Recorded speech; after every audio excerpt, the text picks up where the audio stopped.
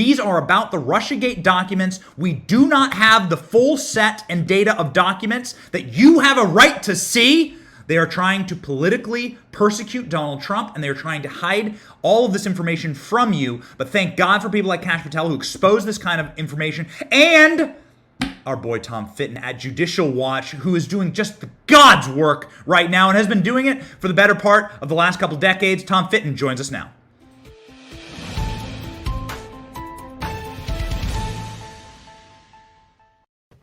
Tom, thank you so much for being on the program. My God, this is like, I think that God probably put you on earth for a time like this. Got to tell you, like, I've loved your work for my entire career, but now Judicial Watch is crushing it. But you must give us an update now with this appeal, the DOJ. It's a cover-up, man. What are they trying to hide? Well, they're showing contempt for the court. I know the legal word is different than the moral contempt they have for the court.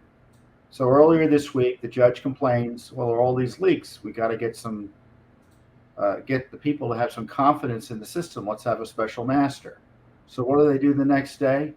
They leak information to the Washington Post about, records that Trump supposedly had. And now, just the day before they're supposed to come back with Trump's team with their suggestions for a special master, they give notice to the court that they're going to appeal, which is their right. But they also file a document which I thought was again showing further contempt for the court. They said it doesn't really matter how you rule. We do know if we don't get what we want by September 15th, we're going to appeal it, while asking for this at the same time for a partial stay to the ruling, as at least it relates to her restricting their access to classified records. And also in that filing, which I thought was very interesting, the media didn't pick up on, is that they confessed they had personal effects of the president and they were going to return them. So it took litigation in order for them to turn back stuff that they shouldn't have had. And we found out from the material they gave to the court earlier this week that material includes clothing, obvious gifts that he had and he took with him, and other things they had no business having. And also medical records now we know. So this was as Kash was intimating, they went in there and they vacuumed up everything they thought they could get away with. And now they're going to have to return some of it while telling the court they should be trusted on everything else. And I go back and, this is the big dispute with the media doesn't want to talk about much. And frankly, the Justice Department continues to be dishonest on when it comes to the court, is that these records, whether they're classified or not, is a matter of great dispute. And our experience is, because we were we took the position that the Justice Department is currently taking. Someone takes records from the Oval Office and the White House, and it doesn't matter if they're president or not, those are presidential records potentially, and they need to be evaluated. And we sued on that very issue with respect to Bill Clinton. And the court told us to jump in a lake. The National Archives told us to jump in a lake. And the Justice Department told us to jump in a lake. And so, because they said that he has the right to designate any records he wants as personal. And the Justice Department, Ben, specifically in this case, they told the court if he has records after he leaves the White House, presumably they're personal. So what changed? Why did they change their approach and the rules when it came to Trump? And I was outraged because, hey, we lost, right?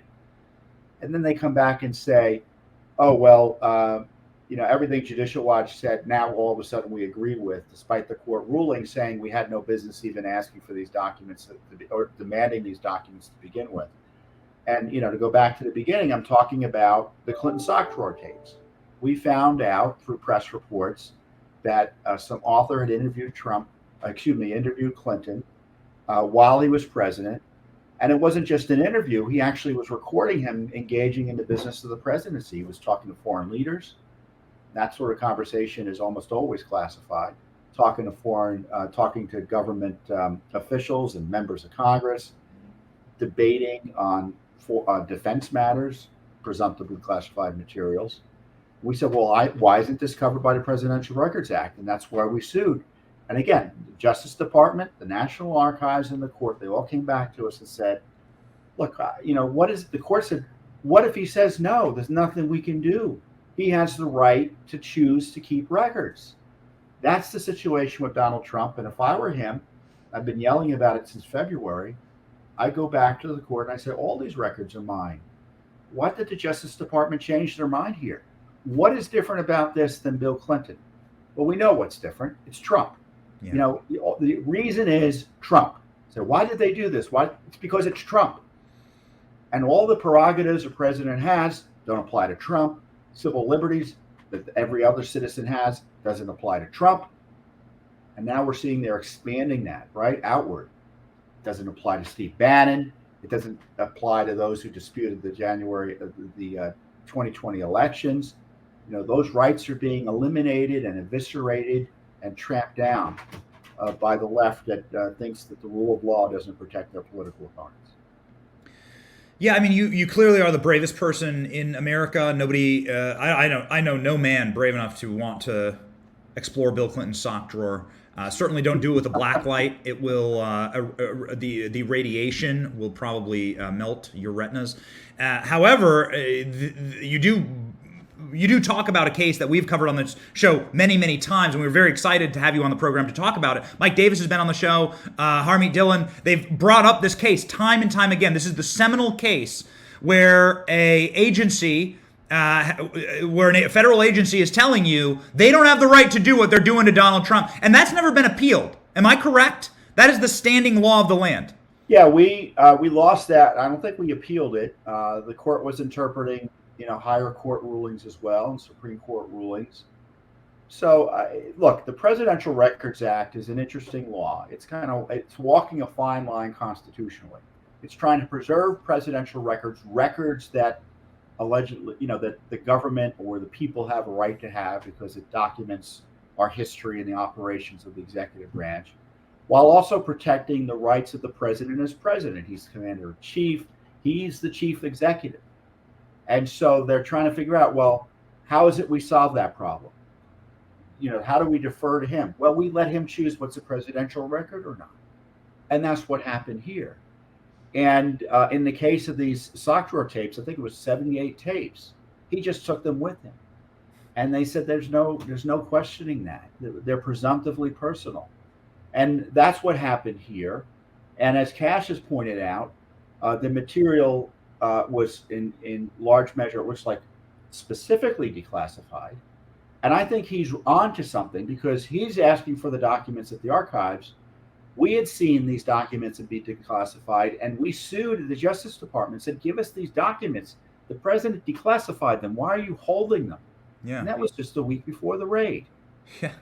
So, I think all the signs are this was a job designed to go in, and it was a cleaner job. They sent the cleaners in to see what they could grab. And, maybe they didn't find what they were expecting to find. I suspect that's the case here. That's why you see all these loser leaks out of the Justice Department about documents that aren't all that important, pretending that they're classified or suggesting they're classified without even saying they're classified because they know they're not classified. I mean, they're playing a shell game. And again, they're showing contempt for the court by saying all this stuff is so sensitive. It's so sensitive that it gets leaked.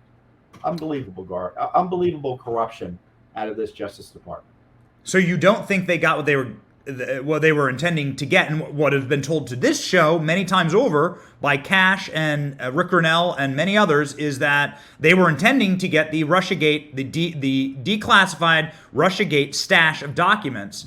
Do you agree with that? And then as a follow-up, do you think that the FBI went and got what they were trying to get here? I think they wanted to know what Trump had on them. And so I don't know what's in those documents. Mm-hmm.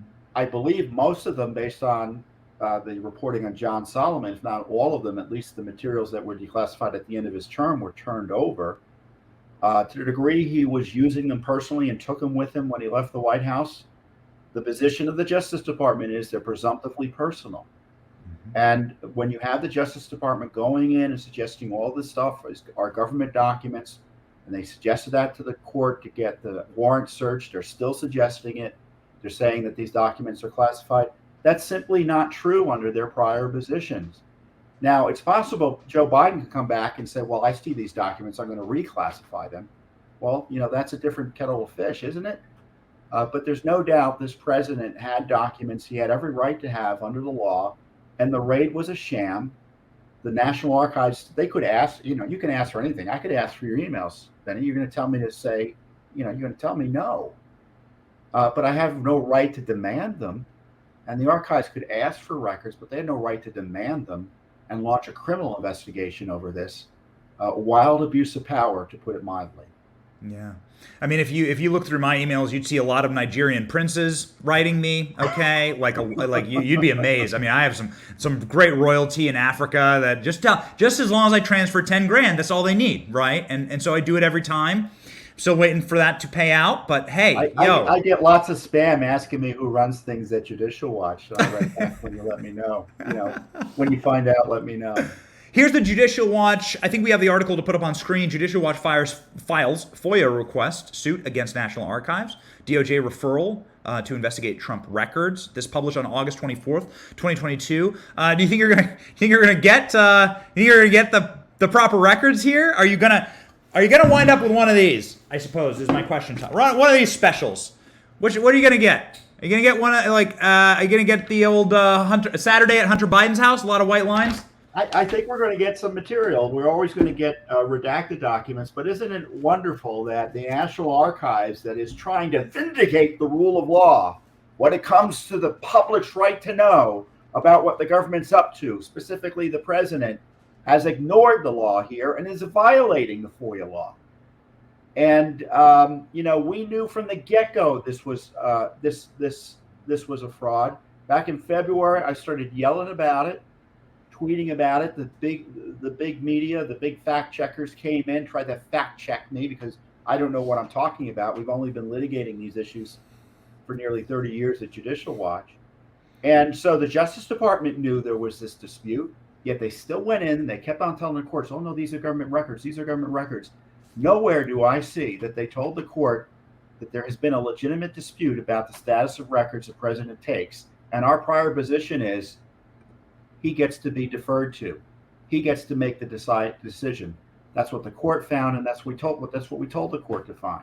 So this is a big sham. And but going back to this, we want to talk about the legalities of what records should be, and which obviously kind of describes how silly the debate is. I mean, it's a fight about records and about empty folders. They were going to raid his home for some reason, because the left was pushing this. Take a step back. Remember, the left was pushing Garland. Biden was pushing Garland to be more aggressive with Trump. So if it wasn't this, it would have been something else, all of which would have been an abuse of authority. Because I tell you, when you use law enforcement to achieve political ends, like this administration's doing and what had happened under Obama, that's how a Republican form of government can end like that. What is the next step here? So this appeals process, we've called a couple of our favorite lawyers that we speak to on this show. They said that this appeals process could take a while. This now gets kicked up, obviously, to another federal circuit. What is the 3-judge panel in Atlanta, I believe? What can you game theory? What do you think is going to happen here? Because as of now, it does seem, and we have an optimistic show here, we hope against hope, but it does seem that Donald Trump is achieving some victories in this regard. Could those end? Yeah, that's possible. But I want to focus on what you said there. Justice Department's been losing. Yeah. Remember, they didn't want to turn over one word about what they did to him. They didn't want to turn over the warrant. That was forced out. They didn't want to turn over the affidavit. That was forced out. They didn't want a special master. They didn't want any accountability for the documents, any third party looking at the documents, any judicial oversight over the documents they seized from his home. They lost that. And, the court, in my experience as a non-lawyer, appellate courts typically, or should, give deference to the lower court judges who are seeing these issues procedurally right in front of them. That she's managing a case and there's no reason for the appeals court to come in and second guess her. This is a special master that's going to be looking at documents. It happens all the time. The Justice Department doesn't like to lose against Trump, but that's not good enough reason, in my view, to overthrow her decision. Mm-hmm. Or do you believe? her decision. Do you believe that more raids could be coming? We're starting to see that sort of, that idea sort of percolate, that they didn't get what they wanted here. You said it from the get 2 questions ago. Do you believe that more raids could conceivably be in store for Donald Trump? No, I don't think they're going to raid Bill Clinton's home for those tapes. I don't think they're going to raid Hunter Biden. I don't think they're going to raid Delaware. Will they raid Trump's home? I mean, again, they've shown contempt for the court. It wouldn't surprise me if they did. The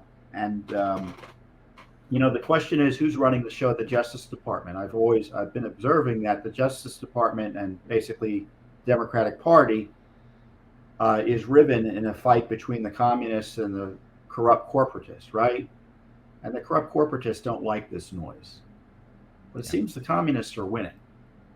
They're abusing power, and they're escalating things. So, the president should prepare for the worst, and he should make the strongest arguments possible to preserve and protect his civil rights here. Because, this president is a crime victim like none other has ever been. We have this final article and a final question about Judicial Watch. We have the final article here. Presidential records found right in Clinton's sock drawer. This is exactly what you were talking about. We have had Mike Davis on the program saying that if this winds up at the Supreme Court, you could get like an 8-1 ruling in Trump's favor because the decided law of the land is so clear. And he cites Judicial Watch essentially as the precedent there, along with Navy versus Egan, I think, in 1988. Yeah. Could you talk us through, in game theory, what would happen if this actually did wind up at the Supreme Court, which Donald Trump seems raring and ready to go, lawyering up like crazy to really win this battle? Well, to the degree the Presidential Records Act is constitutional, it has to defer to the president's rights to designate records as presidential or personal. Frankly, federal government officials have that right when they're figuring out whether a record is a federal record that needs to be maintained under the law or something short of that. And the president, as president, obviously has much more significant responsibilities and powers constitutionally. And of course, he's the commander in chief. And that goes to his ability to classify records. He can just, on his own, without even telling anyone, say this record is classified. And certainly the Justice Department's prior position in this Judicial Watch case, again, this is a case we lost, okay? So we know this argument very well because we were on the wrong side of it. And the Justice Department side of it is, they're his records. The judge said they're his records. There's no way even a court can second guess what records he designates as personal. And the Justice Department's position is, once he takes records out of the White House, the inquiry is over. And so my view is that to the degree the courts look at this in a more substantial way outside, left Twitter world, they're going to recognize it would eviscerate the president's prerogatives as president to maintain and control his records of his presidency. And the separation of powers don't let these other branches of government get into that. And that, I think that's going to be upheld, but we'll see, because some of these courts have been terribly politicized when it comes to Trump. Yeah. But I think your instincts are right about the Supreme Court, that we're going to be very skeptical of the idea that the National Archives gets to tell the president what records he can keep or not. That doesn't make much sense. Who's the boss? Right. The angry, blue-haired, seething librarians in the bowels of the archives sitting there. What they are is they're leftists. Yes. Who think they're as bureaucrats, they've been blessed with special powers not given to any other U.S. government official in our Republican form of government or any other citizen. They get to tell the president what to keep and what not to keep, and to second guess those decisions once they've been made. And that's not anywhere in the law. That's what we've been saying. Yeah. Just as an extremely fast follow-up, Republican oversight. Do you have any hope that Republicans, if they get back Congress, will have oversight? What would you advise them to do in this scenario? will severely curtail the budgets, impeach officials by the boatload, and I mean not just the president or a cabinet official here, but others who have not fulfilled their duties. You do the investigations, but in the end, we have to look at specifically, though, how these agencies are how they're being run, and why why they've been so politicized in a way that they can't be trusted to prosecute a jaywalking ticket, let alone a politically sensitive case like one involving the president, or one manufactured to involve a president. Someone's got to do some policing finally. Yeah. You can't have a country when you have institutions with such massive, awe-inspiring power to destroy someone's life, and then nobody believes in those institutions. I mean, it's going to be tough to get documents from the Biden administration. You had Republicans in Congress who couldn't get documents from the Trump administration because of the deep staters and the establishment Republicans that were running things in some of those agencies. So that's going to be just a big fight and back and forth. So what else can they do? And I'm highlighting some of the other things they can do: cut their budgets, cut their authorities, impeach, or force the removal of the bad guys. Yeah, we'll see. Tom Fitton from Judicial Watch, where can people follow your work, and what is the easiest way that they can support your work? At judicialwatch.org, judicialwatch.org, and of course we're all over the internet on Twitter and Facebook and Getter and Truth Social and Rumble and everywhere. So, we're everywhere, and the left hates it. They hate it because Tom's an actual fighter. Tom Fitton is an actual fighter. Now, not only is the guy like, I met Tom a couple times, man. Not only is the guy like, you don't want to actually get in a brawl with the guy, okay, because Tom Fitton's in shape, but like Tom's an actual fighter, and they hate him for it. And he often pushes these issues, and the man actually gets results. He really actually gets results. So please consider going over to Judicial Watch and supporting their work. Thank you, Ben. All right. Thank you for being on the show, Tom. You're welcome. Godspeed.